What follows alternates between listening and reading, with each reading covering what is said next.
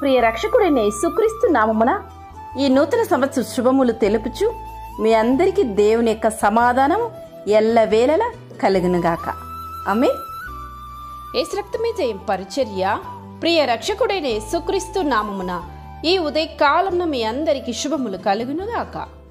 నీ దేవుడైన యెహోవా నీకు తోడై ఉన్నాడు, నీకు ఏమీ తక్కువ కాదని దేవుని వాక్యం సెలవిస్తుంది. నా ప్రియ సహోదరి సహోదరులారా, దేవుడు నాతో ఉన్నాడు కదా, అయినా నేను కోరుకున్నది ఎందుకు జరగట్లేదు, నేను ఎప్పటి నుంచో అడుగుతున్న దేవుణ్ణి అయినా ఇది ఎందుకు దేవుడు ఇవ్వట్లేదు అని మనిషి దేవుణ్ణి ఎన్నో కోరికలు కోరుతుంటాడు, క్రమము తప్పకుండా కోరుతూ ఉంటాడు. అయినా మనిషి అని దేవుడి నుంచి ఇవ్వకపోవడమే గ్రహించి నిరాశ చెందుతూ ఉంటాడు.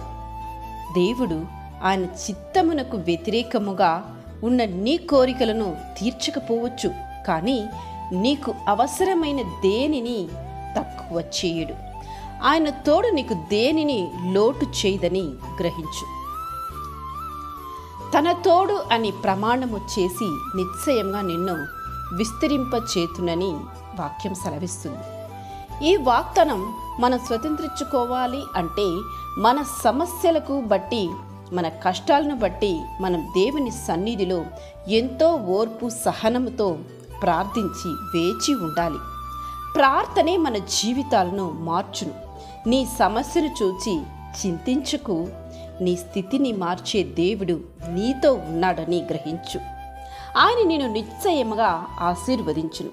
వాగ్దానం చేసిన దేవుడు నమ్మదగినవాడు కనుక మన నిరీక్షణ విషయమై మనం మెప్పుకొనినది నిశ్చలముగా పట్టుకుందు.